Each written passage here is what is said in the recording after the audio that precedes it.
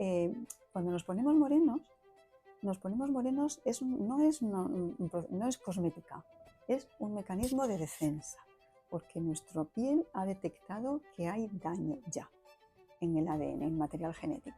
Bueno, influencers que están incidiendo en el callo solar, esta idea de que te quemas y entonces vas teniendo ya la piel preparada para nuevas quemaduras. Eso es una barbaridad. Es una barbaridad. Por favor, que si alguien nos está oyendo o viendo, España tiene que estar al menos en la media europea. Toda nuestra historia, nunca España ha estado al nivel de media europea de financiación en I+D+I. Entonces, llegar ahí a la media. Te digo que la cuota es importante para asegurar el primer paso, que tengamos un número suficiente de currículums en la mesa. Porque si los currículums solo son de hombres, pues van a salir. Pero el diagnóstico, cuando te dicen que se te cae el mundo encima, que de repente dejas de escuchar, dejas de entender, eso a mí me pasó. O sea, el científico entró después, ya, después de que pasas esa angustia, y entonces el científico entra en un momento porque entonces la oncóloga eran 3 días antes de Navidad y me dijo, bueno, podemos esperar o podemos tratar. Y dije, no, ya, empezamos ya. Marisol Soengas lleva más de 20 años intentando entender uno de los tumores más agresivos que existen, el melanoma. Dirige el grupo de investigación en el Centro Nacional de Investigaciones Oncológicas.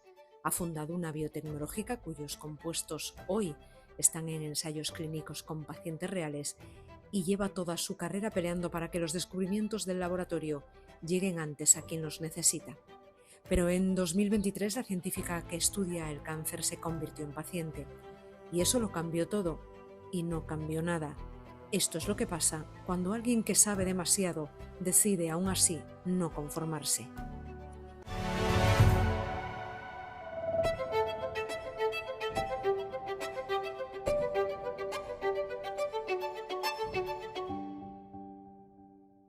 Marisol Soengas, muchas gracias, bienvenida al podcast de Mundiario.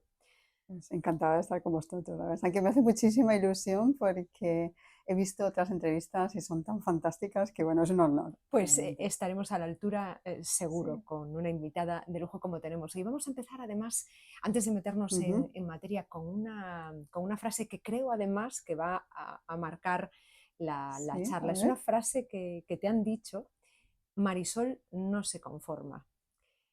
¿Cuál fue, es verdad, es verdad. ¿Cuál fue la Sí. última vez que algo o alguien te ha pedido que te conformases y ha salido todo lo contrario? Pues fíjate, es verdad que soy una inconformista pero desde siempre. Hay muchas situaciones, pero una reciente, fíjate que es ahora también una de mis grandes áreas por las que yo estoy así un poco reivindicando, ¿no? Mejores condiciones para los pacientes. Entonces, pues nada, queríamos hacer un estudio y bueno, pues de hecho una rueda de prensa sobre un tema que me parece importante, que es el retraso en la implementación de compuestos, de tratamientos que están aprobados en Europa y que tiene mucho retraso en España. Y entonces me decían, uy, eso es muy complicado, por una parte y la otra, bueno, pues ya se ha hablado. Y yo dije, no, esto es algo, es muy importante, y ahí me empeñé y luego salió, pues realmente no solo una nota de prensa, una rueda de prensa, mucha visibilidad, un tema que bueno, esperamos avanzar. Sí. Y es que no hay que conformarse, está claro. No. Hablaremos de eso que estás diciendo más adelante. Quería empezar por los orígenes, por el principio, por esa Marisol niña que nace en una aldeíta de Agolada, ¿no? Sí. Después te vas a Coruña, donde estudiaste. Tu familia además es del rural gallego, no tiene nada que ver con la ciencia. ¿Qué sembraron en ti tus padres que no viene en ningún manual de la investigación? Esa es una pregunta muy buena, porque es verdad que uno puede pensar en grandes referentes, ¿no? Y es verdad que ahora hay más, pero para mí, cuando me preguntan y me sale así de repente, mis padres, desde luego, hay 2 frases que yo creo que han marcado un poco toda mi trayectoria. Una es de mi madre, que ella siempre dice, Marisol, haz codos. Y otra de mi padre, que mi padre siempre dice, Marisol, lo que hagas, hazlo bien. que no tenga que venir nadie detrás. Ujú. Entonces, y yo se lo digo, fíjate, ayer tuve una presentación así para estudiantes y postdoc y al hacer codos, yo les digo, mira, es que en la vida hay que ir abriendo camino. Y es verdad que yo soy una persona muy tímida, o sea, Ujú. ahora parece que no, pero el hacer codos es intentar esa capacidad que tiene mi madre de situarse, de ver quién controla más o menos la situación y dar un paso adelante. Ujú. Entonces eso lo he intentado. Y el gusto por el trabajo bien hecho es de mi padre y eso es algo que en ciencia es súper importante porque el trabajo, la investigación tiene que ser rigurosa y tiene que ser reproducible. Y entonces eso supone, claro, no dejar cabos sueltos. Te lo decía tu padre, pero entiendo también tu padre era ebanista, Sí, sí, trabajo, precisión, sí, manual, las cosas bien sí, hechas, o sea, es que no solo es que te lo dijese, es que tú además lo veías en casa. sí, sí. Quizás eso es lo que aplicas ahora también en el laboratorio. Pues es muy importante porque, claro, montar muebles supone, primero, claro, pensarlos, diseñarlos, ¿no? Construirlos, ensamblarlos y luego colocarlos. Y en cierto modo, eso también es lo que hacemos en ciencia. En ciencia, pues uno tiene, claro, aprendes de los demás, entonces es intentar ese puzzle, Ujú. ensamblar el puzzle, pero con piezas que tú también vas formando. Y lo que diferencia a lo mejor un investigador de otro son la cantidad de piezas que consigues y lo relevante que es para completar una historia, ¿no? Entonces, claro que sí, somos un poco esos detectives del cáncer o esos generadores de puzzles, ¿no? Tú tuviste ya desde muy pequeña, Sí. desde niña, la idea en la cabeza que querías ser científica. ¿Cómo se comía? ¿Cómo se interpretaba eso? ¿Cómo lo aceptaba la gente de tu familia, de tu Sí, entorno en aquella época y en un entorno rural? sí, pues fíjate, es verdad que no hay nadie en mi familia que pues, no tuvieron la oportunidad de ir a la universidad, no había desde luego ningún científico, ninguna científica. Pero yo es que era una niña muy curiosa y a mí Mm. me gustaba siempre de siempre saber cómo funcionan las cosas. Más que a lo mejor jugar con muñecas. Yo era, bueno, pues mi hermano tenía trabajos, o sea, juegos de esos de montar piezas y a mí eso me gustaba. Y entonces, pues en unos Reyes yo vi el quimicefa, me gustó y lo pedí y me lo regalaron mis padres, eso con muy buen ojo. Y entonces para mí fue aquello de descubrir una maravilla, un jueguecito así ¿Cuántos pequeño. años tenías, Marisol? ¿Te Pues acuerdas? eso debía tener muy pocos, por 4 años, porque yo me acuerdo con cinco, Caramba, yo le decía a mi madre siempre dice, tú con 5 años ya decías que querías ser científica. caramba. Y entonces era un juego porque, claro, había que compuestos de colores y luego salía humo y entonces me parecía súper fascinante. Eso fue como yo dije, yo quiero ser científica.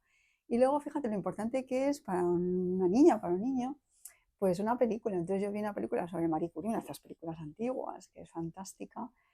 Y eso que, fíjate, Marie Curie suele representar, o sea, como una mujer pues como de negro y muy oscura y muy seria, y lo era.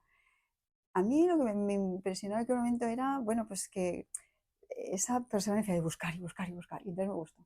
Y luego cuando me leí, que es una, yo se lo recomiendo a todo el mundo leer la biografía de Marie Curie, es fantástica. Ujú. Es una mujer que ha hecho muchas más cosas más allá de lo que es 2 premios Nobel, ¿no? Bueno, sin duda ha sido una referente para ti. Sí. Y bueno, hablabas del quimicefa, yo también tuve el Ah, quimicefa, pero a claro. mí no me despertó la vertiente Bueno, científica, pero bueno, está claro que de ahí, de cuándo dejó de ser ese sí, juego para convertirse realmente en una vocación. Quizás Marie Curie sería lo definitivo, o bueno, si desde los 5 ya decía tu sí, madre, yo siempre, lo que pasa es que, claro, pues yo no sabía que para hacer investigación, por ejemplo, ahora puedes hacer investigación desde medicina, desde ujú, farmacia, desde matemáticas, pero para mí me era lo más directo desde la biología. Y tuve en eso los profesores y profesoras del colegio, del instituto, pues fueron buenos los de biología. Entonces, pues yo empecé biología y luego en A Coruña, que era el colegio universitario. ujú, Y fíjate, pues por conexiones, por otro gallego, me enteré que está en Madrid el Centro de Biología Molecular.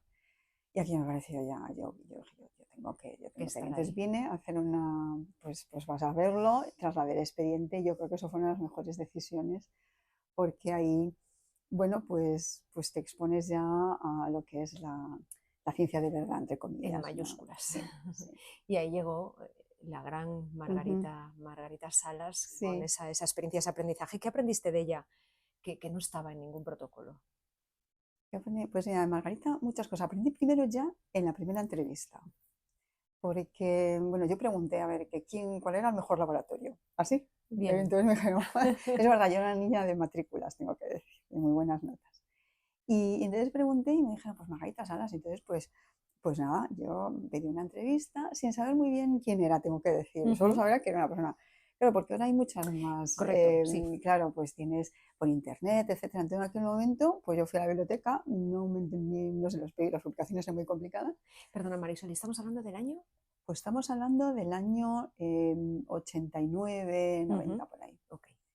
Y entonces yo, pues veo venir una persona que inmediatamente la veas, una persona como muy tranquila, pero notas que hay un peso, un aura. Era difícil de explicar. Ujú. Entonces se sentó y me dijo, ¿por qué? ¿Por qué quieres venir a mi laboratorio? Entonces me miró así directamente.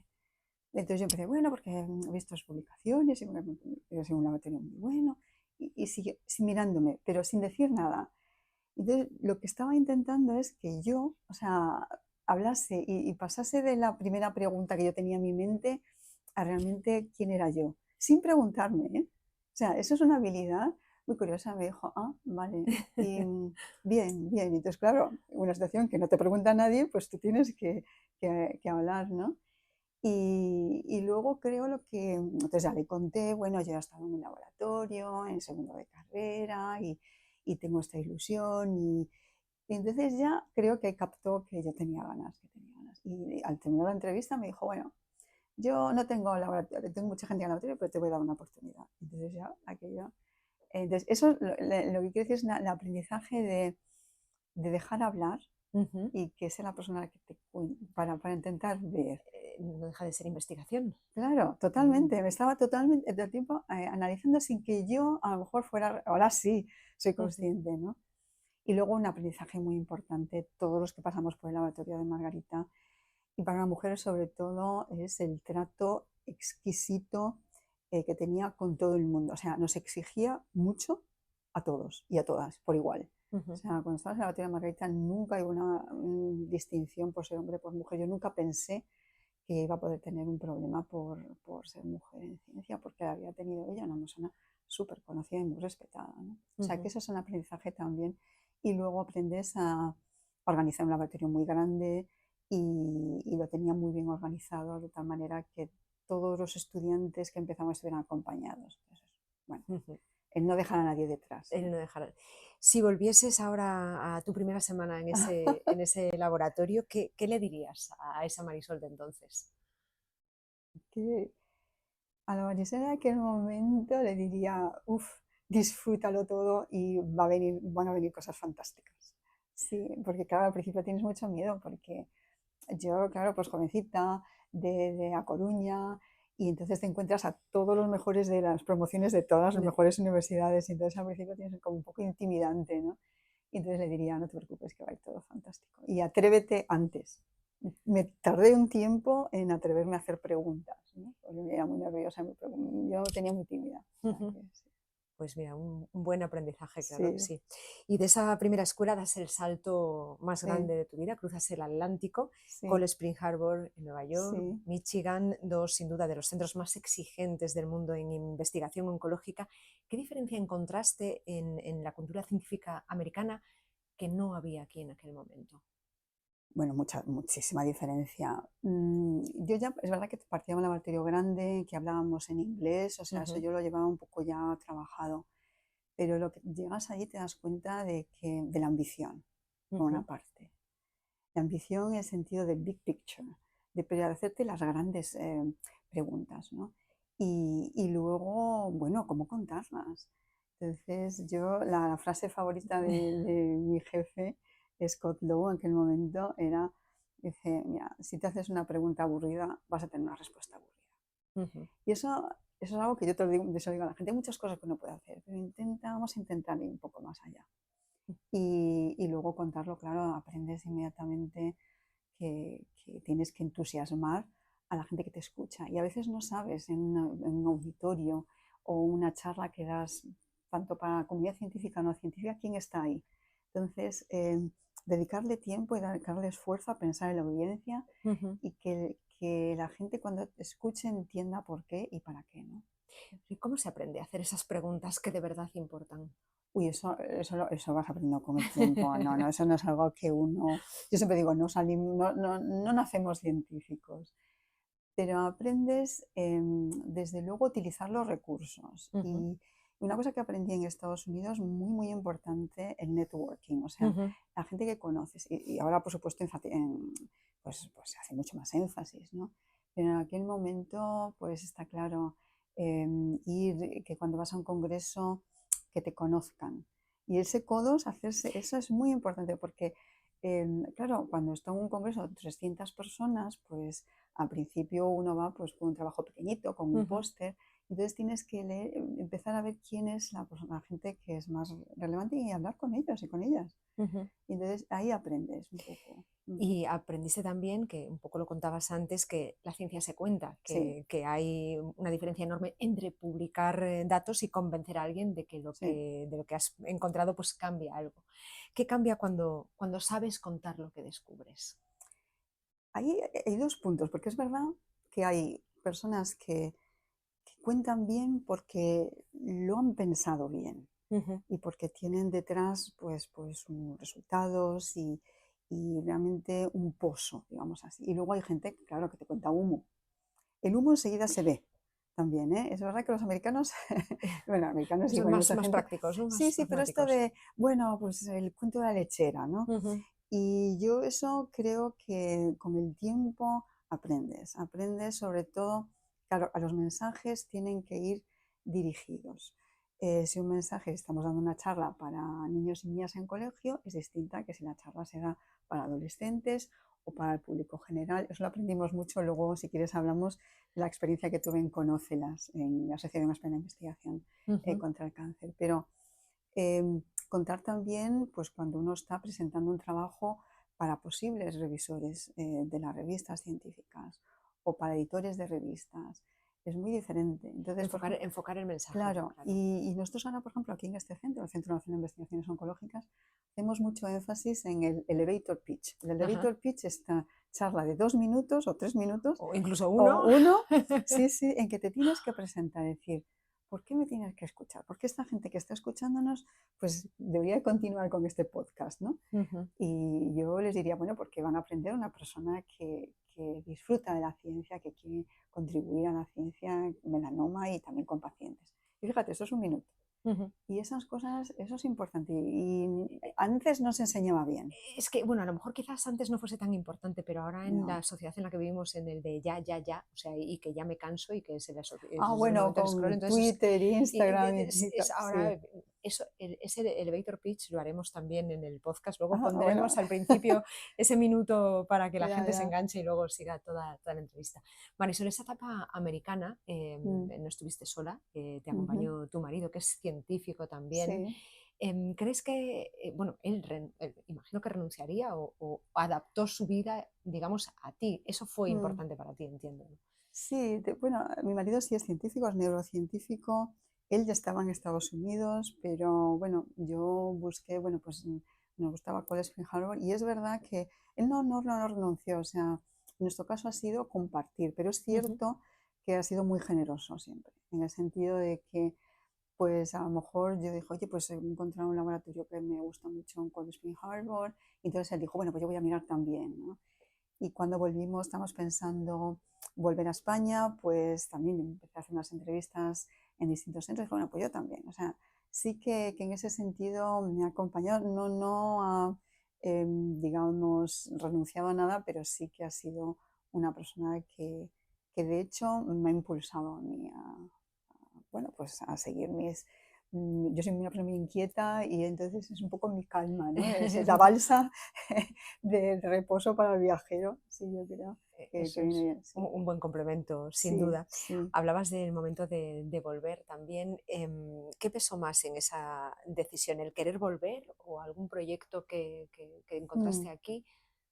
Sí, bueno, nosotros tuvimos, bueno, primero la fase de Cold Spring Harbor Laboratory, ahí era un postdoctoral, luego el primer laboratorio lo monté en la Universidad de Michigan porque Ujú, era un centro muy grande de melanoma, era un centro de referencia en el ujú. Midwest. y allí pues tuvimos como unos 6 años. Y entonces ya llegó un punto que y eso fue una de retos. Y Ujú. aquel momento pues era como fácil, ¿no? Estaba ya en una fase, tenía pues el laboratorio estructurado, muy buen salario, tengo que decir, Estados Unidos. Estados Unidos mucho más que el doble que tengo ahora mismo, pero bueno, mm, como que necesitaba algo más. Entonces pues empezamos a pensar en la costa este, la costa oeste, en Estados Unidos, Europa, y volvimos a España los dos, mi marido y yo, pero, hombre, había un componente de la familia, pero no porque era España, ¿eh? O sea, Ujú. yo volví al CENIO porque es uno de los mejores centros de Del país. investigación a nivel mundial en cáncer. Y yo cuando la gente me pregunta y las decisiones, digo, mira, la familia es muy importante, por supuesto, y el Ujú. estilo de vida, como en España no se vive, creo, pero la decisión de volver fue una decisión científica Ujú. porque, porque la vida científica pesa tanto para mí, lo que puedo hacer y a dónde puedo aspirar, que si tuviera limitaciones me costaría más. Entonces este era el centro perfecto. ¿Hay algo de ese recorrido de ida y vuelta que cambiarías o no? Pues mira, no, no. Yo tenía tantas ganas cuando estaba haciendo la tesis de ir en Estados Unidos era la Meca. Ahora igual, tal como están las cosas, Bueno, claro. pues quizá yo le diría a alguien que explora Europa, ¿no? Ujú. O, no sé, otros continentes. Pero yo tenía muchas ganas, quería no sé, descubrir gente. Y no creo que fue el tiempo adecuado porque me permitió primero saber del sistema americano, de conseguir los primeros proyectos que luego me pude traer y me sirvieron de mucho. O sea, haber vuelto con un laboratorio en marcha es muy diferente a volver con un laboratorio empezando en España, que es muy complicado. La verdad es que Claro. tenemos entre todos lo que nos estén viendo, eh, sí, sí, apoyar a esta gente joven, el talento joven que es tan difícil. Hablabas antes de la diferencia económica entre Estados Mm, Unidos y España. ¿Qué le dirías a un joven gallego, ajá. investigador, que se esté planteando marcharse fuera? Pues yo le diría que no dude. Le diría dos cosas. Una, que aunque uno piense irse, o sea, lo de irse, y yo me fui sin horario de vuelta. Quiero decir, es verdad que mucha gente iba, ay, pues voy un año, voy dos, y como muy, muy, muy limitados, y entonces se estresaban mucho porque el tiempo pasaba y como que no iban consiguiendo las cosas a la velocidad que querían. Entonces yo le diría es, si quieres irte, vete, pero vete con la mente abierta, Ujú. que hay cosas que van a salir mal, que el inglés pues te va a costar, pero vas a encontrar gente interesante, pero hay que buscarla. Ya. Entonces yo le diría, busca, pero no dejes de perder los contactos. Está bien siempre, y ahora hay muchas asociaciones, en cáncer está SEICA, hay distintas asociaciones, las que te permite seguir en contacto. Ujú. Entonces, aunque uno se vaya a otro país, punto de partida yo creo que algo es que hay que cuidarlo, Claro. porque no sabes si vas a volver, pero también porque bueno, puede ser enriquecedor. Pero ¿y no te da pena que se pierdan talentos de aquí, que se pierdan para la investigación aquí? A mí lo que me da pena no es que se vayan, de hecho, No, creo que claro, es importante que no vuelvan, exacto, claro. exacto. Entonces, pero me da pena, fíjate, me da mucha pena la gente que es muy buena, que le ves que tiene talento, que tiene ganas, pero que no encuentra sitio. Y me da pena también que no sepamos o que no seamos capaces de atraer a gente extranjera. Igual que nosotros fuimos a Estados Unidos y allí contribuimos y allí generamos patentes y generamos publicaciones y Ujú. conseguimos que ese país, los emigrantes, inmigrantes, ¿no? Pues que funcione, pues a mí me da pena porque es muy difícil atraer talento de altísimo nivel internacional, porque no somos suficientemente competitivos, no porque no tengamos la capacidad, sino porque no tenemos a veces ni la infraestructura ni la burocracia, a veces es súper compleja, ¿no? Ujú. Entonces, eso sí que tenemos que mejorar. Bueno, y tú te volviste para dirigir Mm, el grupo de melanoma aquí sí, en el CENIO y dedicas tu vida a uno de los tumores más incomprendidos, más difíciles, más sí. fascinantes. Son Mm, casi o más de 20 años ya ujú. dedicándote al melanoma. ¿Por qué el melanoma? Pues mira, llegamos al melanoma, eso sí que fue un poco por casualidad, tengo Bueno. que decir. Yo cuando empecé con Scott Lowe haciendo el postdoc, yo nunca me imaginé que iba a acabar trabajando en melanoma. Lo que estábamos trabajando en aquel momento la pregunta era, ¿por qué hay tumores que no responden a quimioterapia?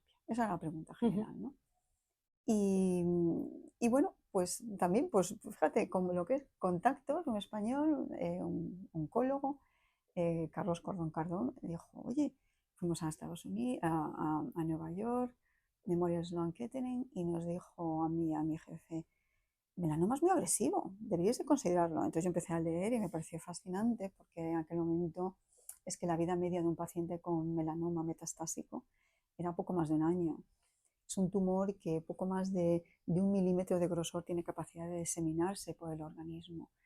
Y lo que ha sido fascinante es en estos poco más de 20 años ver cómo la ciencia entre todos, nosotros hemos contribuido un poquito, pero a nivel internacional, hoy por hoy un diagnóstico de melanoma es todavía una muy mala noticia, pero menos, en el sentido de que hay tratamientos, al Ujú. menos, bueno, sobre todo en fases iniciales, intermedias, y empieza a haber opciones, y como para el melanoma, para otros tipos tumores. Entonces, haber pasado por esa fase de una caja negra, que así Ujú. se decía, o sea, había publicaciones que decían la caja de negra del melanoma, Caramba. a ser el melanoma el tipo de tumor en que la inmunoterapia, por ejemplo, ha sido muy eficiente y ha servido también para el desarrollo en otros tipos de cáncer. Habéis demostrado además que las células tumorales que envían señales antes Mm, de emigrar, que preparan el terreno antes de que la sí, metástasis ocurra.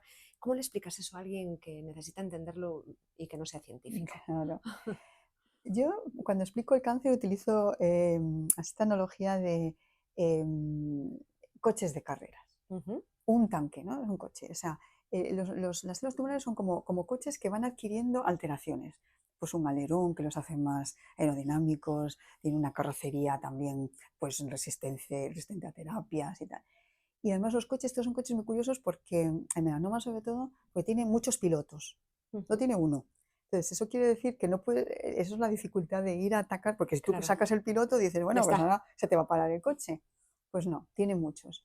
Pero y tiene esa capacidad de multiplicarse, no de dividirse, y de diseminarse. Pero para diseminarse necesita una carretera. Ujú. O sea, las células, si no, ellas solas, es como si tenemos aquí, tienen que ir avanzando, haciéndose camino y preparando. Es como imaginas un coche y tiene alguien por delante que te vaya haciendo la carretera, que vaya haciendo la autopista. ¿A Ujú. dónde va a llevarlo? A distintas ciudades, ¿no? Que se pueden ser los órganos a los que va a colonizar. Y entonces, lo que es muy difícil es a lo mejor ver un coche. Tú si miras desde arriba, desde el alto, en un dron, ver un coche es difícil, pero las carreteras se pueden ver. Entonces, eso es lo que nosotros intentamos, porque pues ya son más un número de células, porque ya son estructuras más grandes, más complejas. Entonces, nosotros lo intentamos esto modelarlo en el laboratorio, pues intentar con animales experimentales, pues intentar ver cómo esas rutas de diseminación y verlas cuando se están produciendo en vivo. Y eso fue realmente muy potente. ¿Y eso significa que podemos detectar antes de que ocurra lo peor? Esa es la idea. Nosotros, claro, en el laboratorio son modelos de ratón. Entonces, con esos modelos animales experimentales, luego pues identificas, digamos, proteínas, componentes que luego se estudian en muestras humanas. Ujú. Entonces, ahí en la muestra humana es en el que uno pues, puede intentar ya desarrollar estos, bueno, intentar encontrar genes que puedan predecir el riesgo, ¿no? de desarrollo de metástasis y luego ya estudiar fármacos. Ujú. Estos también en sistemas experimentales los utilizamos, bueno, para encender las metástasis, pero también para apagarlas, ¿no? Entonces así Ujú. es como se buscan fármacos que bloquean el proceso de metástasis. ¿Y qué ha cambiado de verdad en el pronóstico del melanoma en estos últimos 15 años? ¿Inmunoterapia, terapias Mm, dirigidas, biomarcadores? ¿Cuál ha sido la revolución real? Pues Si ha a habido todos los alguna. niveles, a todos, a todos, a todos. O sea, por una parte, fíjate, la inteligencia artificial Ujú. ha permitido desarrollar plataformas que distinguen ya lesiones benignas de malignas, lunares, todos tenemos lunares. Sí. Y algunos pueden convertirse en malignas, y algunos son difíciles de diagnosticar. O sea, ha mejorado el diagnóstico. Se ha mejorado en la identificación de marcadores. ¿Por qué? Porque ahora, gracias a la secuenciación, análisis de cientos de miles de muestras, sabemos que hay mutaciones para las que se pueden dirigir fármacos. Eso es la terapia dirigida. Y luego se ha avanzado, el mayor avance ha sido en inmunoterapia, conseguir que el propio sistema inmunitario del paciente reconozca y ataque a las células tumorales. Ujú. Entonces se ha avanzado tanto que ahora ya Antes los tumores se trataban muy tarde y ahora ya se están empezando a tratar antes, con la idea de hecho, bloquear esos coches que avanzan y bloquear esas metástasis. Entonces, bueno, la verdad es que estamos en un momento muy ilusionante porque ya es una integración de tecnologías. A mí me encanta ahora pues incorporar técnicas de matemáticas, de biocomputación, de nanotecnología, Ujú. aprender, ¿no? Entonces es lo que me ilusiona mucho. Es que eso, bueno, mira, el anterior episodio fue con el cirujano, el Ah, doctor Diego González Rivas, y decía que en 30 años los robots estarían operando solos, seguro. de lo avanzada que estaría la inteligencia artificial, Sí, que sí. entiendo que aquí también, por lo que Sí, estás sí. contando. Hoy por hoy, o sea, ya pues tenemos cortes histológicos y pues bueno, puede uno, digamos que enseñárselo a estos programas y pueden predecir la combinación de fármacos. Está muy claro ahora que cada paciente es diferente. Y en pacientes que tienen distintas lesiones, cada lesión puede ser diferente también, incluso las células tumorales cambian. Entonces, necesitamos herramientas de alta complejidad y entonces ahí es donde esa inteligencia artificial nos va a servir. Y luego, por supuesto, en cirugía, estos ya robots que operan a distancia, por supuesto, pero yo espero ver avances también en mejorar la calidad de vida. A los pacientes, la gran preocupación una vez que te han identificado el tumor primario y te lo han eliminado es, ¿va a volver? ¿No va a volver? ¿Estoy tratado con la mejor terapia, con la mejor combinación? Entonces, eso es lo que vamos a tener que atajar en el futuro y conseguir que se viva mejor y más tiempo. Y dentro de lo que es el melanoma, ¿qué Mm, podemos hacer para prevenirlo, para evitarlo, claro. sin que sea Que, genético? pues bueno, sí, hay un componente genético que eso no lo podemos evitar. Claro. Pero precisamente el melanoma, como el cáncer de pulmón, hay un componente que también se puede evitar. El cáncer de pulmón se puede evitar no fumando. Y de vejiga también, que tienes un factor de riesgo. Pero el de melanoma es no quemando la piel. Y eso es bueno, primero un seguimiento, ¿no? O sea, si hay un lunar que es irregular, que cambia el color, los bordes, pues ir al especialista de dermatología. Pero luego las quemaduras solares es que es un riesgo. Entonces, ayer precisamente tenía una entrevista porque hay determinadas personas y son así como, bueno, influencers que están incidiendo en el callo solar. Esta idea de que te quemas y entonces vas teniendo ya la piel preparada para nuevas quemaduras. Eso es No, una no, no, barbaridad. es una barbaridad. Por favor, que si alguien nos está oyendo o viendo, eh, cuando nos ponemos morenos no es cosmética, es un mecanismo de defensa, porque nuestra piel ha detectado que hay daño ya en el ADN, en el material genético. Entonces, lo que está haciendo es reparar ese daño e intentar prevenir. Entonces, ponerse moreno es realmente crear una especie como de paraguas de protección para que el sol no entre y dañe el núcleo, el ADN, que es nuestro material genético. Entonces, estas personas cuando recomiendan a alguien que se quemen, no entienden que la piel tiene memoria, que estas alteraciones se van acumulando desde la infancia hasta que seamos mayores, y no solo los melanomas, otros tipos de cáncer de piel, las manchas, las arrugas, todo esto está inducido por un mal cuidado de la piel. Entonces eso, claro que es evitable. Y es Sí. una pena. Educación, pedagogía Sí, y sí, sí. sí. Y mira que insistimos. Entonces, lo que se ha conseguido, por ejemplo, yo creo que ya las madres y los padres tienen mucho cuidado con los Sí, pequeños, los niños, las niñas. sí. Es muy raro vas a ir a la playa y que los niños estén quemando. O sea, y si lo vemos, yo lo digo, ahora, los adolescentes, bueno, pues en esa fase Es todavía hay mucho que complicado hacer. para todos los temas. Sí, sí, sí, porque los ven muy lejos el daño en la piel, ven muy lejos los tumores, ven muy lejos. Cuando tú te crees casi, bueno, pues a mí no me pasaba a pasar nada, estoy sano, saludable y quiero estar así guapo o guapa, ¿no? Ya, Y puedes estar muy guapo con una piel bien cuidada. claro que sí.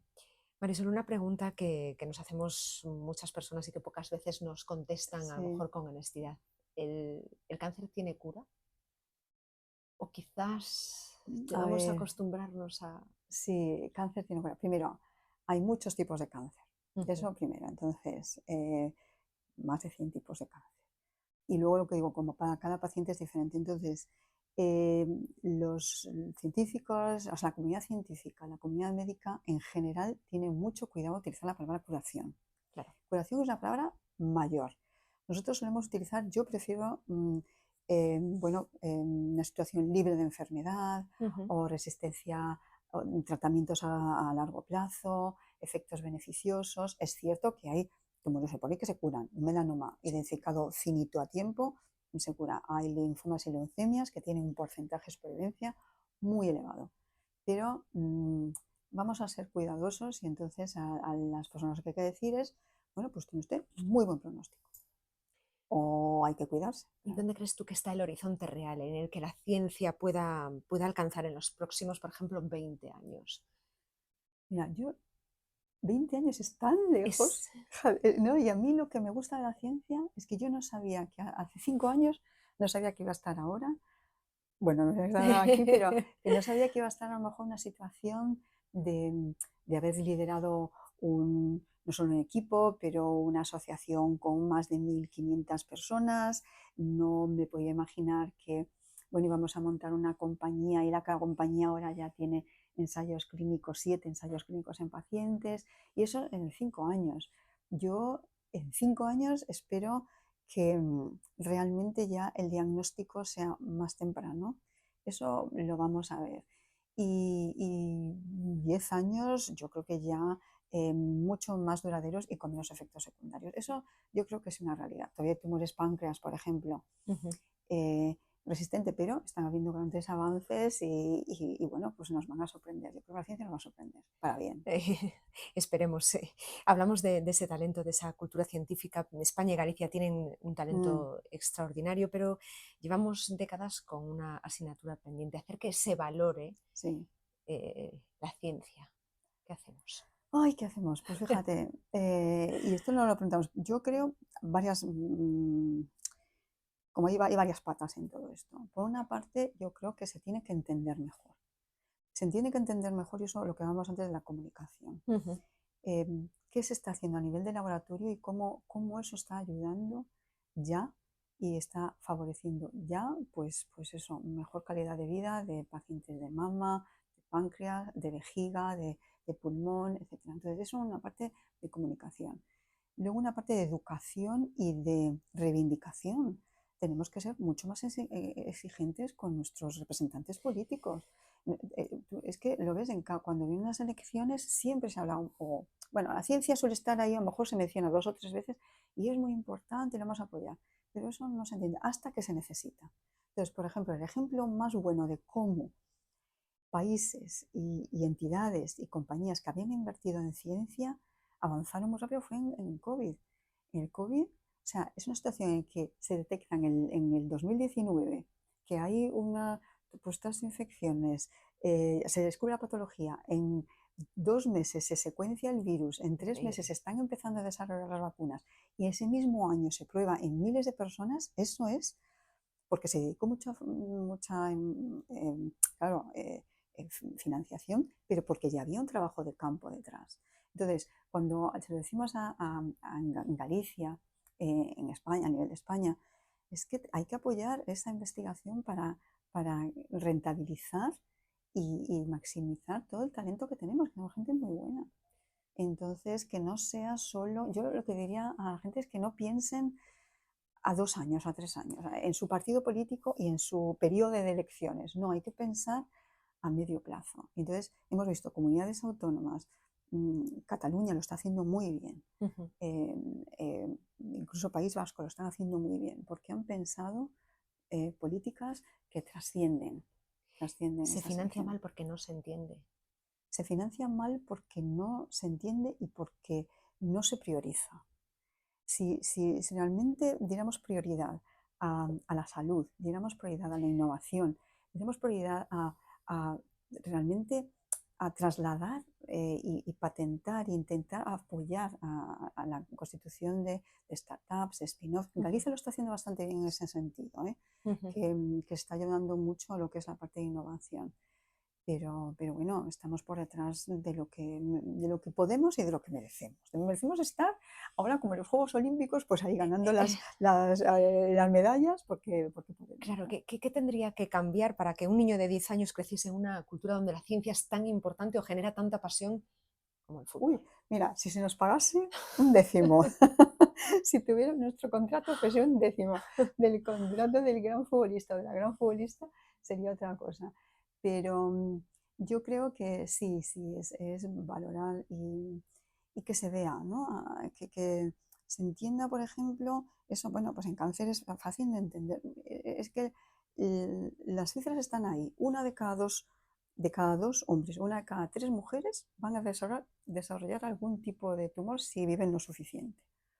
Entonces, es que nos va a tocar, Y cada vez vivimos más. cada vez vivimos más. Entonces, vamos a tener problemas de envejecimiento, problemas cardiovasculares, vamos a tener problemas de cáncer. Pero no solo investigación a ese nivel, hay investigación básica que tenemos que apoyar porque nunca sabemos de dónde va a venir los grandes descubrimientos. Y yo ahí pongo el ejemplo, hay una persona, hablamos antes de Marie Curie. Hay un libro que si pueden leer, que es también la biografía de Catherine Caricot. Ujú. Catherine Caricot es premio Nobel, entonces el descubrimiento de las vacunas y toda la terapia de RNA contra COVID, pero ella era una persona que es que no conseguía proyectos, bueno, perdió el trabajo, luego, bueno, tuvo casi que estar mendigando un poco los laboratorios y al final se reconoce y ese trabajo que hizo ella pues acaba en estas vacunas contra el virus y contra otras, ahora se está viendo, acaban de salir vacunas contra melanoma, vacunas contra otros tipos de tumores y entonces es esa perseverancia un poco apoyarla, ¿no? Ujú. Y apoyar en ese sentido que no haya gente que lo deje porque es que ya estás asfixiado, ¿no? Tantos años con el melanoma, ¿qué te ha enseñado de la vida más allá del laboratorio? La que me ha enseñado el melanoma, fíjate, el melanoma me ha enseñado que dos cosas. Uno, que hay que estar muy atento en el sentido de que cuanto antes descubras algo, cuanto antes propongas una hipótesis, pues mejor, ¿no?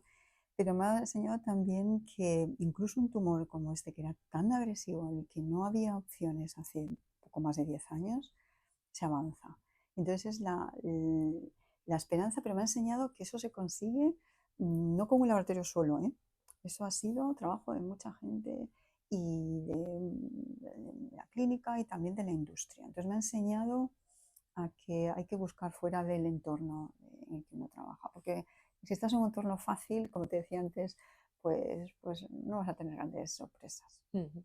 Vamos a hablar un poco del paso que hay, de los pasos que hay entre el descubrimiento Mm, y el paciente. Has dicho muchas veces tú que en ciencia el problema más allá, va mm, más allá de descubrir, lo que viene mm, después pues mm. es igual de importante. ¿Cuál es el camino real entre un hallazgo en el laboratorio y hasta que llega realmente al paciente? Fíjate, eso para los científicos es una de nuestras alegrías en el sentido de que vas aprendiendo y vas avanzando, pero también un poco la frustración porque se tarda mucho. O sea, la media, esto más o menos estudios de muchos compuestos, desde que identificas una proteína, una diana tumoral, hasta que el fármaco llega al paciente pueden ser más de 10 años. Entonces, ¿qué pasa? Lo que nosotros siempre decimos, claro, como científicos, es trabajamos para el paciente del futuro, ¿no? Pero lo que a la ciencia estamos intentando cortar el tiempo, cortando también los costes, porque antes era un poco prueba y error, ¿no? Pues se probaban 1000 compuestos. Ahora vamos más dirigidos, a lo mejor ahora probamos 1000, pero porque los haces in silico, o sea, con ordenadores, pero luego al final, digamos que se aumenta el porcentaje de éxito. Entonces, yo creo que eso sí que se va a ver avances más rápidos, ya lo vemos. Ujú. Eh, por ejemplo, en el tumor en el que trabajo yo, melanoma, pues se identifica una mutación, un gen que se llama BRAF. eh, Ahí se tardó menos de 10 años, pero ahora es mucho más rápido. Entonces, lo que es ahora, fíjate, el cuello de botella no es tanto en iniciar el ensayo clínico, que también, Ujú. pero es conseguir esos ensayos clínicos que se hagan en España, que lleguen al mayor número de pacientes y luego cuando está aprobado el ensayo clínico, que ese fármaco o ese tratamiento se apruebe para reembolso por el sistema de seguridad de la salud, el sistema de seguridad social. Eso es algo que es muy frustrante porque se tarda, sí, mucho tiempo. Es que, por ejemplo, al hilo de esto de que estamos hablando, y en el momento que estamos haciendo esta charla hace unos días, aquí mismo una persona, un Sí, científico, Mariano Barbacid, sí, ese grandísimo titular que nos dio tanta esperanza con esa terapia, triple terapia que elimina tumores de páncreas, además en ratones. Claro, esos titulares suenan a esperanza, pero la realidad... sí, esos titulares, ¿Qué piensas tú cuando ves ese tipo de noticias? claro, hay que ser muy cuidadosos. Hay un paso, o sea, los modelos experimentales de laboratorio son magníficos y hay que celebrarlos y es como ese primer paso. Claro. Pero entre ese primer paso a los 10 siguientes que hay que llegar, o sea, es que hay toda una parte preclínica que hacer, preclínica regulatoria, los compuestos que sean estables, que se puedan administrar, que no sean tóxicos, probarlo en el ensayo en fase 1, en fase 2, en fase 3, cada uno con un mayor número de pacientes, que luego se apruebe. Hay muchos puntos que están ya más allá de lo que es el propio científico del laboratorio, que, que hay que tener mucho cuidado. Entonces yo creo, o yo intento al menos siempre decir, es un paso importante y vamos a apoyarlo, pero hay que ser muy cuidadoso con los pacientes porque es muy injusto y, y es duro para una persona que a lo mejor no tiene opción y que oye, pues se ha curado. Entonces no se han curado pacientes todavía y no se han curado ni siquiera en un ensayo clínico inicial. Entonces, cuidado, o sea, hay que ser esperanza, pero mucho cuidado. Es que me parece muy difícil, yo desde fuera, como posible paciente o como ciudadana, como periodista incluso, que cuentas esa noticia, claro, es lo primero que piensas es efectivamente en esa esperanza, pero igual de bueno que es la comunicación y el exceso de... tan bien que estamos informados ahora, pero es también peligroso en ese sentido, Sí, sobre todo si estás pasando por un proceso... claro, porque se magnifica mucho Exacto. y las redes sociales son muy buenas para diseminar, Ujú. pero hay mucho ruido también porque, bueno, pues empiezan a extrapolarse y a hacerse comentarios y ir más allá de lo que a lo mejor el investigador, investigadora pretendía, ¿no? También hay nuestra responsabilidad desde los centros de investigación es nosotros mismos El decir, saber contarlo. sí, y si pasa una situación como esta, decir, bueno, vamos a incidir en que todavía hay mucho trabajo que hacer. Pero también, bueno, pues yo entiendo que si la gente puede contribuir y ayudar, bueno, pues que lo haga, pero con la idea de que eso es la generosidad de hacia otros, porque a lo Ujú. mejor ese trabajo Correcto. no te llega a ti mismo. Ujú. Y entonces el pasar, sobre todo los investigadores, cuando investigamos, entonces es la diferencia entre la necesidad que tiene el paciente de hoy y la necesidad que va a tener el paciente de mañana. Eso es un poco, es el gap, es esa, digamos, puente que nosotros tenemos que entender y que trabajar. Y otro de los problemas que se nos presenta es, bueno, España investiga Claro, bien, publica bien y sin embargo sí, el acceso a terapias innovadoras pues puede tardar, creo que sí, más de 700 días de media, cuando por ejemplo a lo mejor en Alemania estamos hablando de una media de 90. sí. ¿Cómo hay tanta La media diferencia? está entre 600 y 700 días de media eh, desde que un puesto se aprueba en Europa hasta que llega y es accesible por el sistema de salud nacional de salud. ¿Por qué? Bueno, porque hay muchas negociaciones, una serie de negociaciones de precio-reembolso y ahí están implicadas pues digamos que la compañía farmacéutica o digamos, el productor, o sea, y pues las distintos ministerios, Ministerio de Claro. Salud, de Sanidad, de Hacienda, las comunidades autónomas. Entonces hay toda una negociación. Y luego incluso a nivel de los propios hospitales hay negociaciones porque hay hospitales que llega pues ya su cupo de financiación que no pueden ofrecer esos tratamientos, ¿no? Y entonces, claro, eso se tiene que acelerar. ¿Qué hace Alemania? Pues tiene un sistema muy diferente, que analizan, pues tienen un año para probar si hay eficacia o no, y bueno, pues también un sistema de participación de la empresa. Si los resultados no son los que se esperaban, pues las propias empresas tienen que contribuir y cubrir parte de esos gastos, ¿no?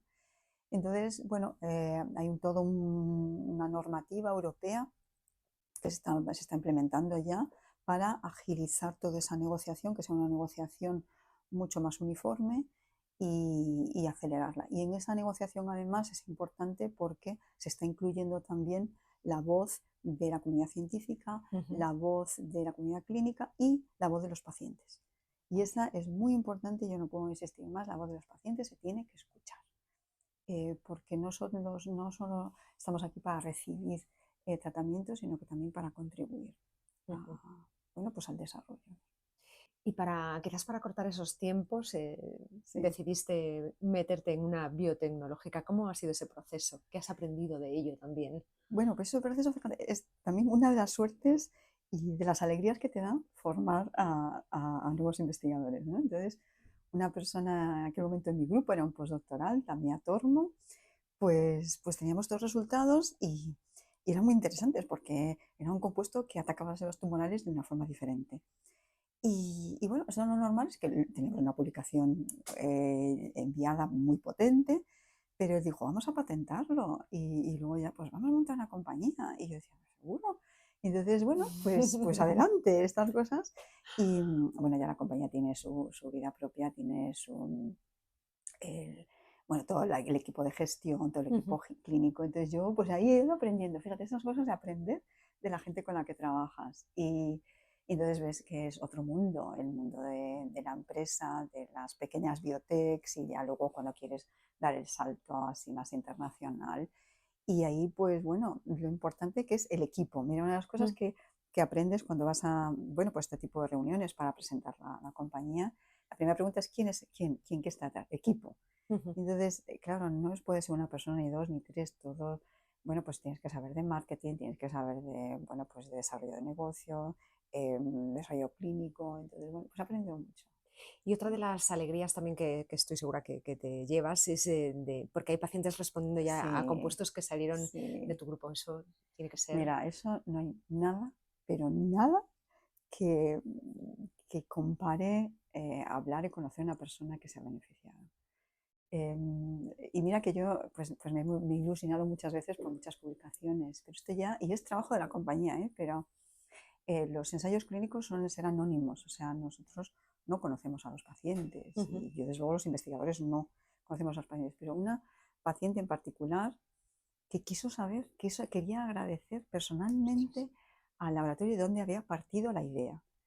Y entonces, pues lo dijo, entonces de la compañía pues nos dijeron y entonces pues quedamos y para mí, bueno, lloramos las dos porque fue tan emocionante. Era un caso muy difícil de una persona con melanoma recurrente que había pasado por distintas terapias, más de, bueno, como 10 cirugías, había pasado por inmunoterapia, le habían ya dicho, ya no hay más, que no podemos hacer nada más.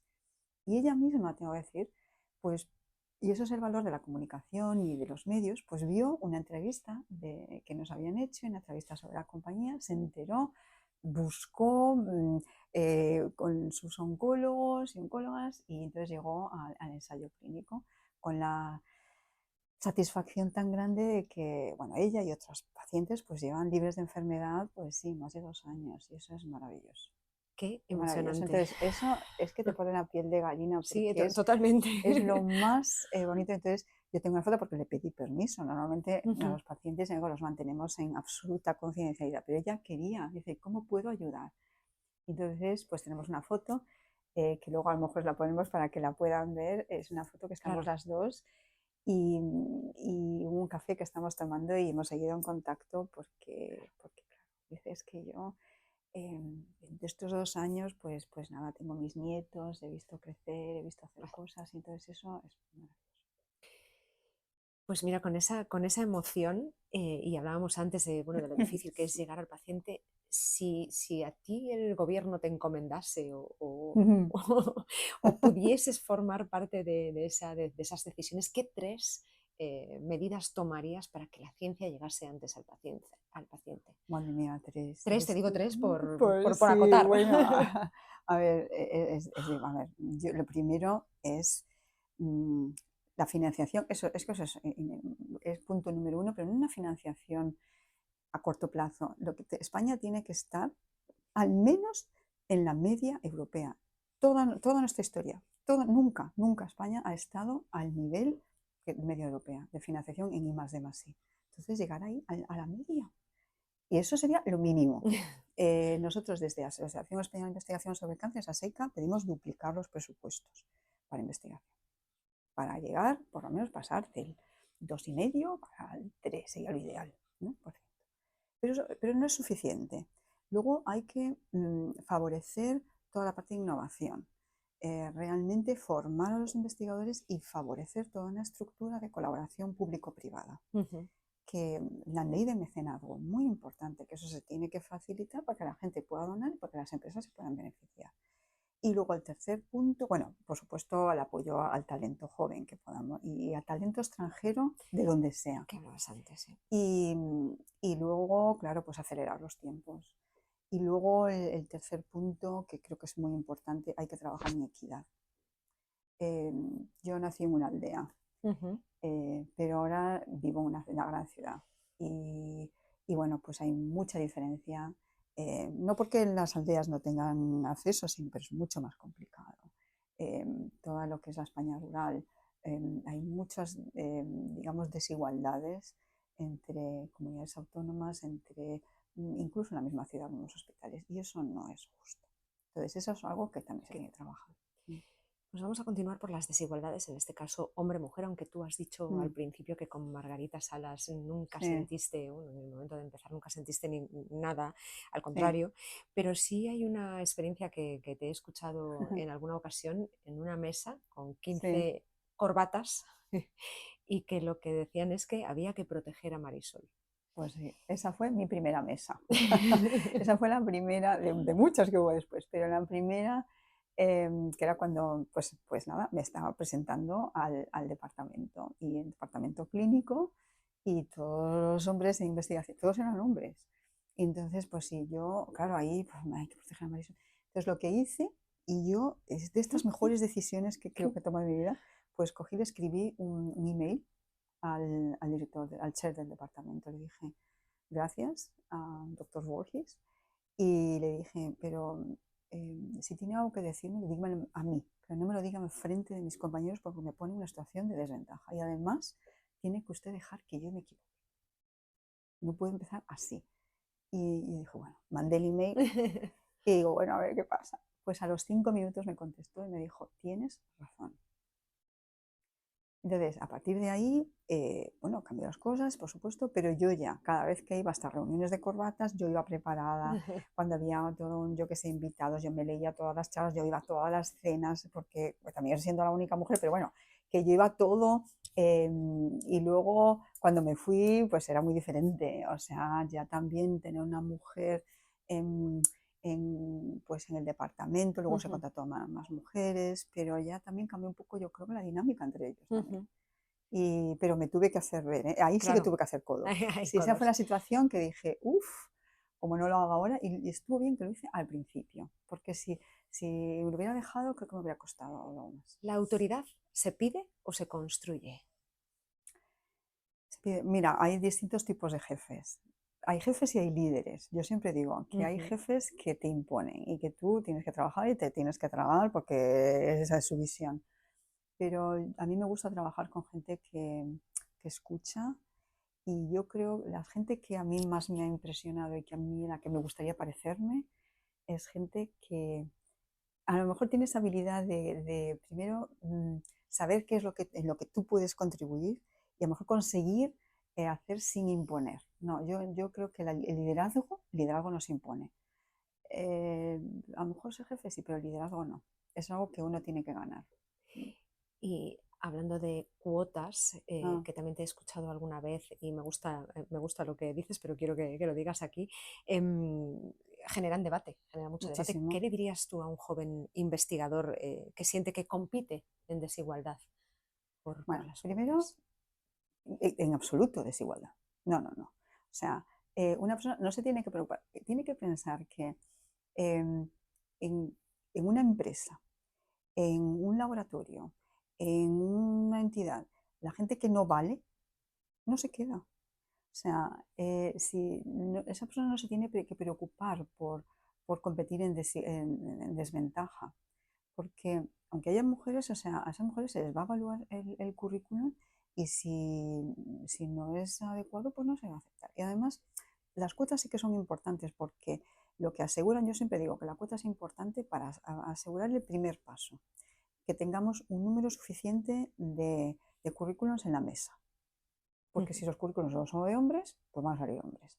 Entonces, hay que insistir en que, y eso es la labor de sponsorización, la labor de mentorización, para que haya más mujeres que envíen y que se las presente, ¿no? Envíen currículums y se las presente. Eh, hay que conseguir que, bueno, pues, o sea, te invitan y luego si no eres bueno, no vas no se te vas a quedar. Entonces, ¿qué le diría a esta persona? Que no se preocupe, o sea, que si es bueno, pues que compita porque no va a estar en desventaja porque haya una mujer enfrente. Y tiene que tomarlo como, bueno, pues como ser parte de iguales. A lo que intentamos en esta situación es igualdad de oportunidades. Ujú.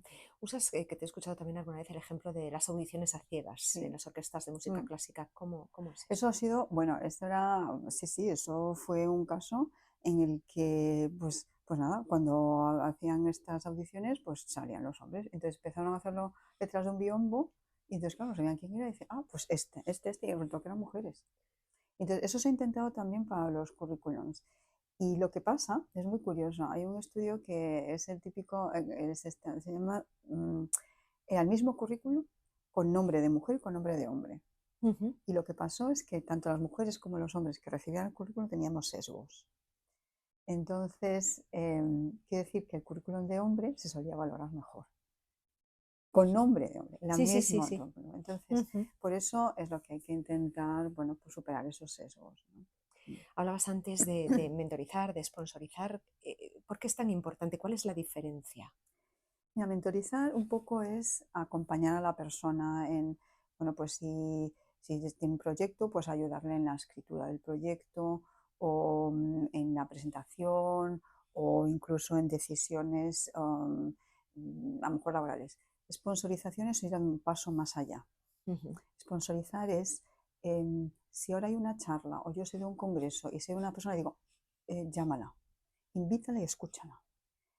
Considera este currículum dentro de todos los demás. Ujú. Eso es sponsorizar. Eso es ir más allá de lo que te está pidiendo una persona, es decir, impulsar realmente el desarrollo profesional. Y eso, para eso hay que ser generosos, porque eso supone a veces decir, bueno, pues mira, no voy a ir yo, pero vete tú a este Ujú. congreso. Y buscar las oportunidades. Yo creo que cuanto más, eso a mí me parece muy importante, tanto para hombres como para mujeres. Y yo siempre digo, si tienes la oportunidad de ayudar a alguien, pues Ujú. hazlo, ¿no? Vamos a explorar ahora otro aspecto. Llevamos ya un Ujú. buen rato hablando de ciencia, de liderazgo, de sistema, Sí. pero queremos ir a algo diferente, a algo que transformó además tu mirada desde dentro. Llevas más de 20 años tratando con tumores, en este caso el melanoma, entiendes la enfermedad Mm, mejor que casi nadie y a finales de 2023 te diagnostican un mm. cáncer de mama. ¿Cómo lo vive eso la científica? Bueno, eso lo vives como persona.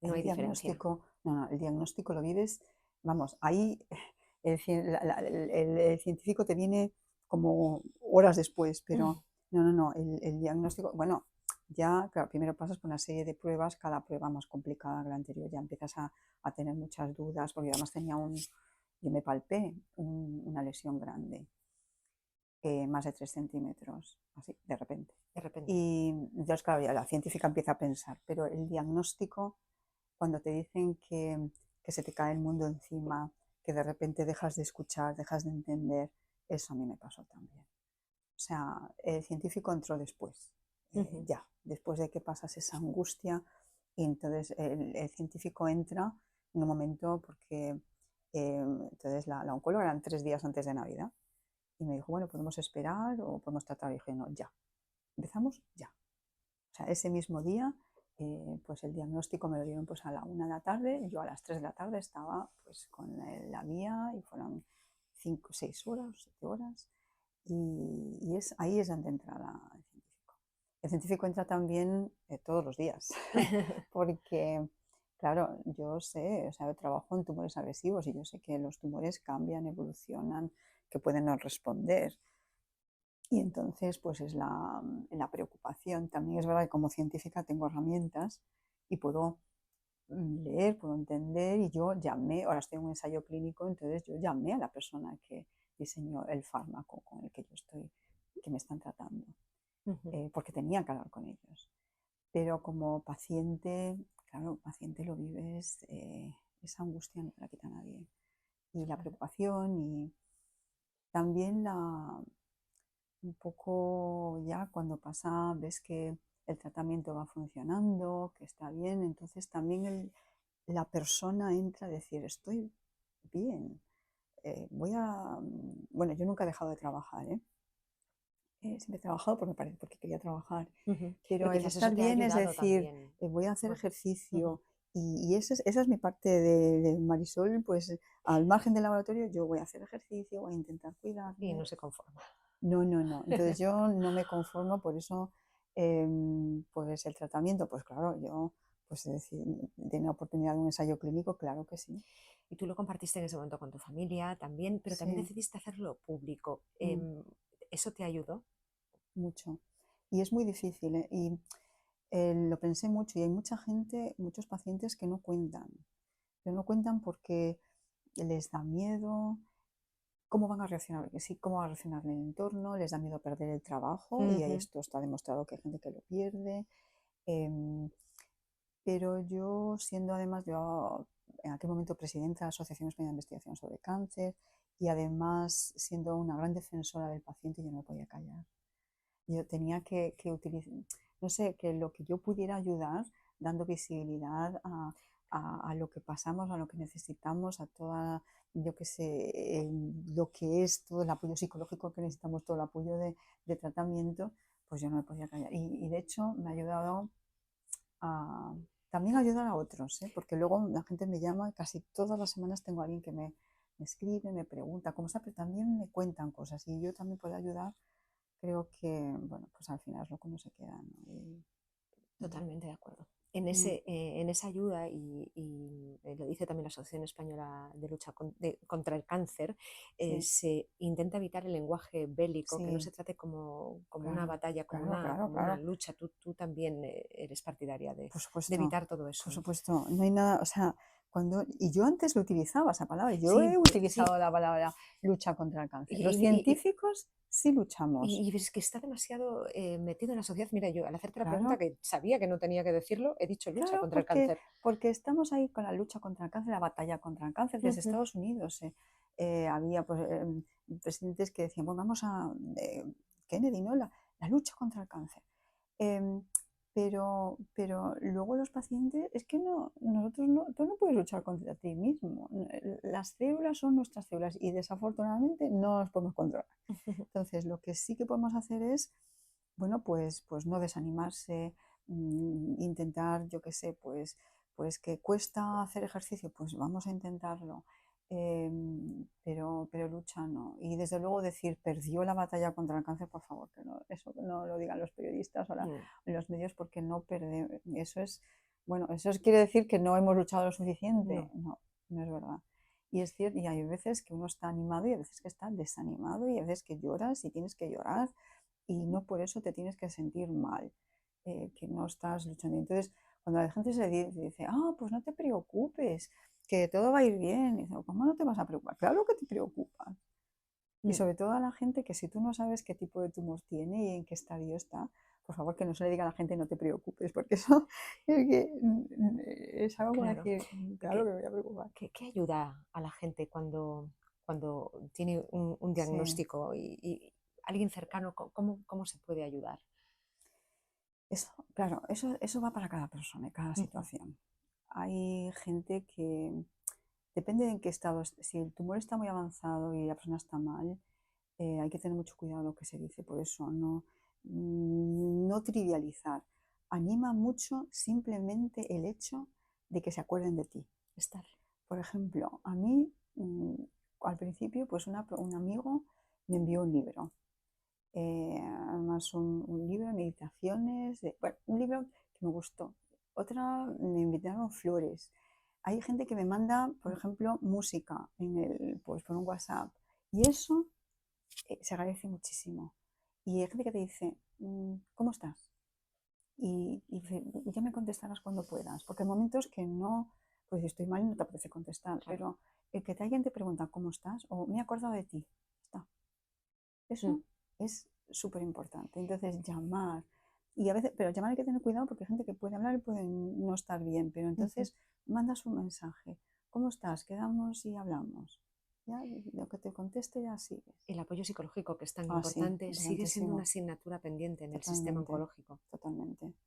Porque están tan saturados pues, todas las especialidades de psicología, de psiquiatría, a veces hay gente que está muy mal.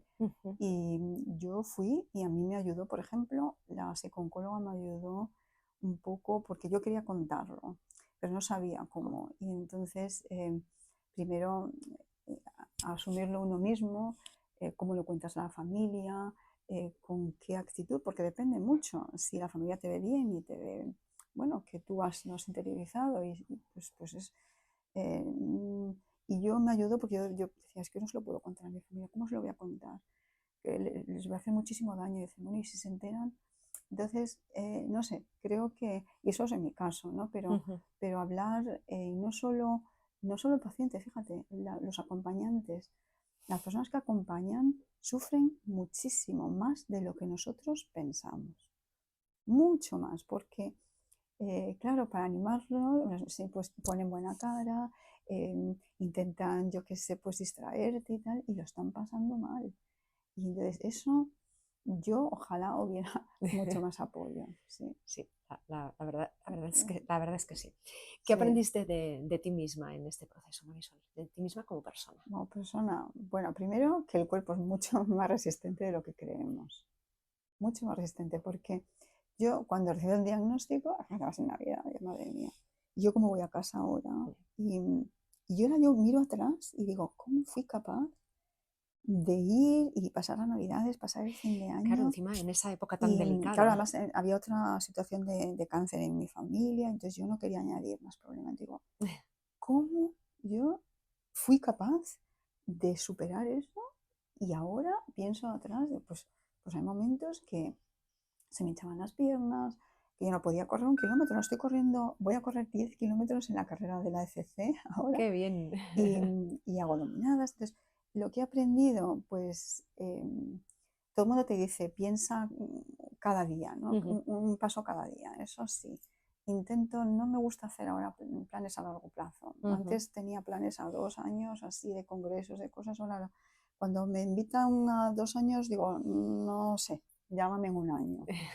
Y, y, y lo cuento, creo que es aceptar una situación que no depende de mí.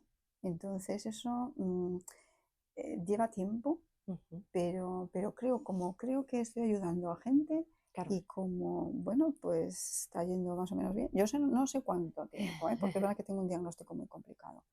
Pero bueno, mientras esté bien, pues yo voy a estar aquí reivindicando a los pacientes y intentando, pues en laboratorio ayudar. Entonces, yo siempre pongo en mis redes sociales, con cada publicación que pongo, siempre pongo cada día es un regalo. Pues sí, sí, nos damos tan poquita cuenta Mm. y es verdad que no se valora. Entonces eso, claro, porque la gente estamos todos tan liados y tienes tantas cosas, pero yo creo que a veces hay que parar un poco y entonces ahora intento hacer cosas que me gustan. Eso es verdad. Bueno. Antes, no, es verdad. Siempre he hecho muchas cosas y he tenido muchas responsabilidades administrativas y tal, pero ahora cuando inicio algo es porque realmente me apetece. Y entonces, pues yo qué sé, pues ahora acabamos de montar la oficina de igualdad aquí en el CENIO y me apetece porque es liderazgo, además el liderazgo integrador, Estoy haciendo cosas con pacientes en la SEICA y en la ECC, soy la chair del Patient Advocacy, porque me gusta. Y entonces creo que, mira, además del laboratorio, pues si hay algo en que pueda disfrutar, pues intento hacerlo. Si intento las cosas que no me gustan, pues ahora digo que no más. Aunque acabas de decir que ya no te gusta hacer planes a largo plazo, No, no. yo lo comparto también, pero vamos a mirar hacia adelante. Sí. Imagínate que dentro de 20 años alguien Uf, está escuchando este episodio, nos está viendo. ¿Qué te gustaría que se recordara de Marisol Soengas, más allá de los artículos publicados, de los premios recibidos? uf. 20 años, 20 20 años. años, no sé, a mí, pues fíjate, me gustaría que si alguien me escucha esto, diga, uy, qué persona tan entusiasta, ¿no? Y la cantidad de cosas que hizo Ujú. pues, con las herramientas que tenía, ¿no? Y una persona que dio un paso más. Yo me gustaría que se dijese, pues qué bien, oye, pues ha animado a otros, ¿no? O sea, sí que me gustaría que alguien diga, oh, pues ha influido a otras personas. Además, has formado Sí. a generaciones de investigadores. ¿Qué es lo más importante que intentas transmitirles más allá de lo que es la técnica? Pues mira, Quizás entusiasmo. sí, el entusiasmo sí, por supuesto, Ujú, pero a mí me gusta, no sé, creo que estén satisfechos del trabajo hecho, o sea, que no se limiten y les intento que sean ambiciosos, ujú. ambiciosas. Porque eso, creo que es el buscar los retos, ¿no? Cuando te quedas sentado en tu zona de confort, que eso es muy aburrido. Entonces, no sé, que exploren, que busquen, que hagan cosas, no sé. Eso es lo que me gustaría, ¿no? Y que luego, pues que recuerden con cariño, decir, "Jo, pues mira, cuando nos decía que esta figura hay que hacerla así, perfecta, no sé qué, todo alineado, pues que entiendan por qué, ¿no? O sea, el gusto del trabajo bien hecho. Eh, Volvemos al principio, el Sí, trabajo bien hecho. ¿Cuál es el momento de tu carrera al que sigues volviendo, Marisol? Ese que dices, en el que te dice quién eres. fíjate, yo quiero mirar para adelante. No, yo hacia atrás, bueno, hay momentos muy buenos. La primera publicación importante, ¿no? Los primeros premios. Me dieron uno que en Galicia que me hizo mucha ilusión, el José Bueno en Burger. Acaba de volver de España y Ujú. de Estados Unidos me hizo mucha ilusión. Premios internacionales me hizo mucha ilusión hace pues unos meses en un congreso de melanoma, pues ya todo el mundo sabe que tengo, bueno, que tengo cáncer, que soy paciente. Entonces me hicieron un poco de homenaje y era toda una pantalla llena, era un auditorio muy grande y era las distintas caras de Marisol. Y es verdad que tengo muchas, porque como soy muy activa en redes sociales, habían cogido así fotos de muchas entrevistas y me hizo muchísima ilusión. Pero yo quiero que eso, pues bueno, no sé, no dejar de ir a congresos y no dejar de conocer a gente. Iniciativa No Cáncer, ASEICA, la empresa biotecnológica, talleres, Sí, charlas en colegios. ¿Qué hilo une todo eso, Marisol? pues mira, lo que me dijiste al principio de ser muy inconformista, y yo creo que es, fíjate, ser útil. Pero ser útil, hay muchas maneras de ser útil. Hay gente de ser útil pues con generación de conocimiento, pero yo quiero ser útil también porque que le sirva a la gente, ¿no? Y animar a los demás. Mm. Creo que lo de esa fase de sponsorización de Ujú. talento me anima mucho. Me gusta cuando veo ahora a esta persona que montó la compañía inicial de Amiatormo, es un súper gran jefe, tiene un fondo de inversión impresionante, una fundación, gente de mi laboratorio también tiene sus laboratorios. Entonces, eso es lo que me gustaría que también la gente dije, hoy pues de su gente también ha ayudado a otros, ¿no? Porque no sé, ha aprendido eso. ¿Qué le dirías a aquella niña de Agolada Oh, que quería ser científica con 5 años o con 4 incluso? ¿Qué le dirías ah, le diría, ni te lo pienses, ahora? vamos. Y le diría también am, que no sea tan tímida. Porque yo esa fase de timidez la tuve que superar y tardé bastante. Entonces, a lo mejor le diría, mira, atrévete, de todo lo que te vas a atrever, más convencida. Sí. ¿Y qué mensaje le dejarías a las instituciones, tanto españolas como Ah, gallegas también, que gestionan el talento científico? pues que piensen, que piensen más allá de ellos mismos.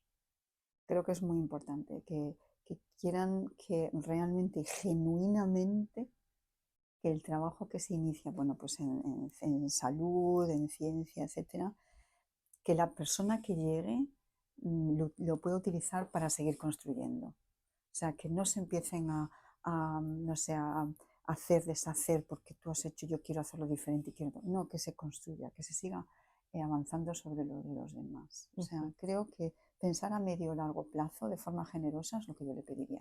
Y luego que se atrevan y Atreverse. que vamos a ver, que no puede ser que España, que Galicia esté entre los mejores de España, ¿no? Um, en un puesto intermedio. O sea, que sean ambiciosos también. Sí, ambición. ¿Qué te queda por hacer, Marisol? Pues mira, lo bueno es que no lo sé. No lo sé en el sentido de que, como me quiero ilusionar, a mí me gustaría que si nos viéramos dentro de un año, pues me preguntes, oye, ¿qué has hecho nuevo? Y yo te pueda contar algo. Entonces, eso es el año a año, es lo que me falta por hacer, ¿no? Bueno, pues quizás llegar a más personas bueno, pues encontrar algo que me siga sorprendiendo en el laboratorio. Pues vamos a terminar ya Oh, con el cuestionario Proust, que no te bueno. libras, que es ya A un ver, clásico de nuestros vale. episodios. Pregunta corta, Sí, respuesta rápida, vale. directa, sin pensarlo mucho. Ujú. La idea de un día perfecto. Tu idea de un día perfecto. Un día científico perfecto, descubrir algo nuevo. Un día personal perfecto, acabar enfrente del mar viendo la puesta de sol. Desde Madrid se nos No, complica, pero desde Galicia, desde Galicia. un rasgo que admiras profundamente en las personas. Pues la gente entusiasta que te anima a dar un paso más. Un defecto propio que intentas corregir. Uf, que soy demasiado perfeccionista y a veces me cuesta mucho terminar las cosas porque las quiero hacer demasiado bien. Un miedo que te cuesta confesar. Al miedo, el miedo al dolor físico porque la enfermedad avance y el dolor a los demás porque eso pase. Un libro que te cambió por dentro. Un libro que me cambió es, me lo leí en inglés es My Sister's Keeper y creo que en español es El cuidado de mi hermana, Jodi Picoult. Sí. Una música para concentrarte. Yo para concentrarme no pongo música, pero me gusta música para el gimnasio y me gusta mucho, me pongo ABBA de vez en cuando, estas cosas locas. Sí. Un hábito cotidiano que no negocias. Intento no negociar hacer ejercicio, a veces me cuesta porque no me da tiempo, pero eso aunque vaya a las 10 de la noche, 11 noches. Un lugar de Galicia al que siempre vuelves a pensar. Hay dos sitios, uno en mi aldea de mis padres, en Fonfría, y otro en A Coruña o Portiño, está Ventana al Mar, es mi sitio favorito. Define perfectamente, Sí, describe perfectamente esa situación que decías antes. sí, Una persona que te enseñó a no rendirte, que no hay que rendirse. mi madre. La persona que más te ha acompañado en la vida. Mi marido, sí, mi marido. Y mis padres también, claro. Una palabra para definir tu legado. Una Ah, palabra. mm, entusiasmo. ¿Qué significa para ti el éxito? Éxito no me gusta la palabra éxito, me gusta conseguir cosas y avanzar. Sí, Y, más que éxito, es muy relativo. y por último, Galicia será mejor cuando completa la frase. Galicia será mejor cuando podamos volver todos, gallegos y no gallegos, a hacer el mejor trabajo porque sea el mejor sitio para vivir, para comer, para disfrutar. Coincido totalmente. Marisol, muchísimas gracias por tu humanidad, por tu entusiasmo, por tus ganas y por tu trabajo tan importante para todos. Muchísimas gracias. Gracias a ti. Estupendo. Bonito. Muy bien. Wow. Qué emoción.